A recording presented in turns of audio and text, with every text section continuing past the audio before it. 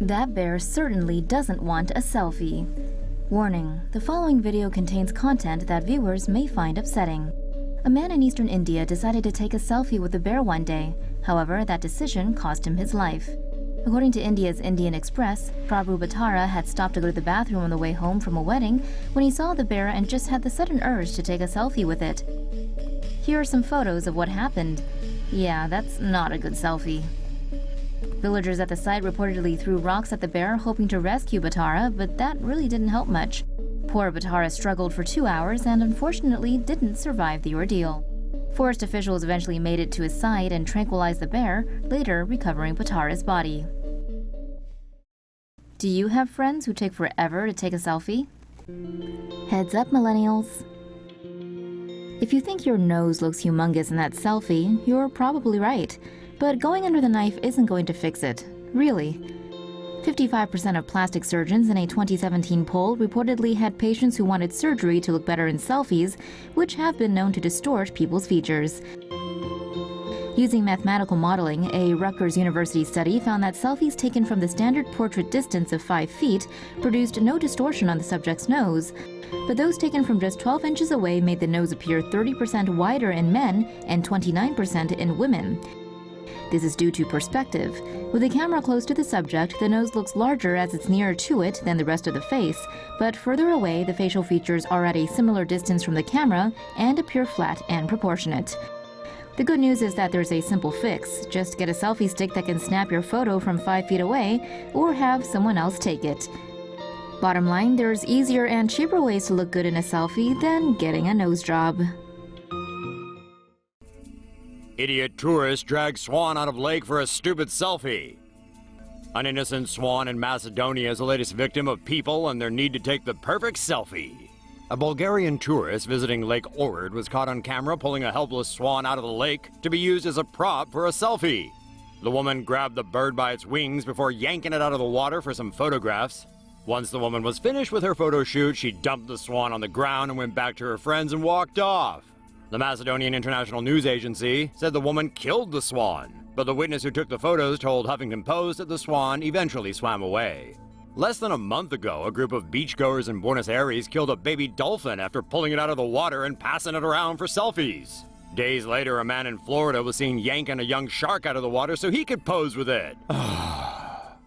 Parenting fail.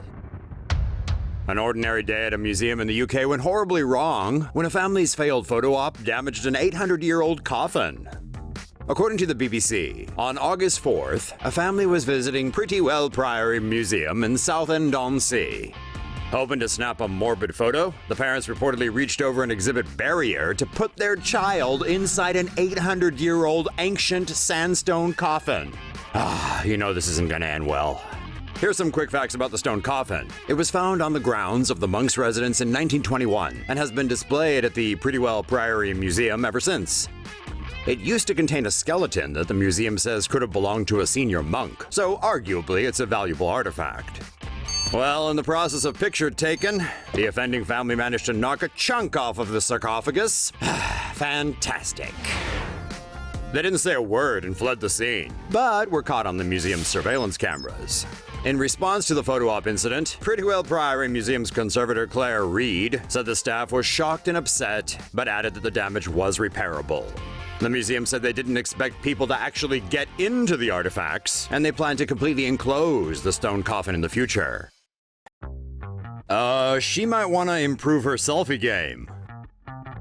This woman will probably think twice before she snaps selfies in the future, since when she did so last Thursday in a Los Angeles art gallery, the result was $200,000 in damages.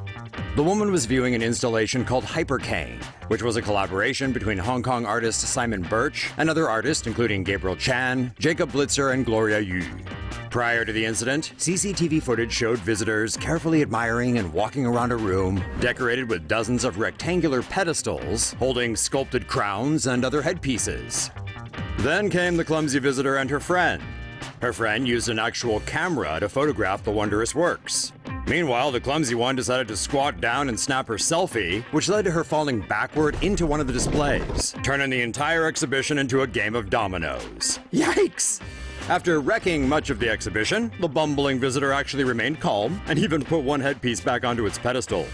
According to the exhibition's marketing team, 3 of the sculptures were permanently damaged and others to varying degrees. Factoring in the artist's work time, potential art sales lost, and the repair costs, the estimated damage came out to a total bill of $200,000. Some had speculated the incident was a stunt, but the exhibition confirmed to Fox News that the accident was real and explained it would be irrational for the artist to damage their own work in the hopes of gaining more fame. The art show is already back on display, with one change. Visitors can no longer walk between the rows of art pieces, though photography is still encouraged. Ghost photobombs girl's selfie. A teenage girl from Georgia got a tingle down her spine when she checked her photos from a recent fishing trip. According to a post by her mom on Facebook, 13-year-old Haley Ogletree was taking a selfie last week when she was photobombed by a ghost. That's him, right there. Haley and her brother Colton had gone fishing with their grandparents to celebrate the boy's birthday. According to their mom, Colton caught the biggest fish like ever, so maybe the ghost was happy for him. Seems like the photobomb phantom appeared when Colton was packing the fishing tackle box back in the truck. Haley's mom said her son didn't notice anyone standing there and there was no other people around that day, so there couldn't possibly be any other explanation for how the man appeared in the photo. Could there? The photo has been shared thousands of times online and picked up by media around the world, but it's garnered divided opinions. Looks like many of you out there straight up believe in the existence of ethereal beings, while others take a more cynical view and are sure some post-production jiggery-pokery went on with young Haley's photo. So, do you believe in ghosts? Or do you think the photo is fake? Let us know with an appearance of your own in the comment section below. Death threats over a selfie? The Miss Universe pageant contestant from Iraq has been getting death threats in her homeland after posting a selfie with Miss Israel on Instagram. As Iraq's first contestant in 45 years, 27-year-old Sarah Aydin was very popular, but that soon changed after she took a selfie with Miss Israel at our Gandelsman. Aydin and Gandelsman took a photo together with the caption, "Peace and love for Miss Iraq and Miss Israel." Although the image has received over 8,000 likes, Aydin was bombarded with hateful comments. But why? Israel and Iraq don't have formal diplomatic relations. The selfie, plus controversy over her choice to compete in a bikini for the Miss Universe swimsuit round, led to Aydin receiving death threats. Things went from bad to worse for Miss Iraq as death threats were also sent to her family who were in Iraq, forcing them to later flee to the US. The Miss Iraq organization also asked Aydin to remove the picture or they will remove her Miss Iraq title. Refusing to remove the selfie, Aydin posted a follow-up on Instagram in Arabic, saying the selfie doesn't mean she agrees with Israel's policies, while adding that she apologized to those who thought it was harmful to the Palestinian cause.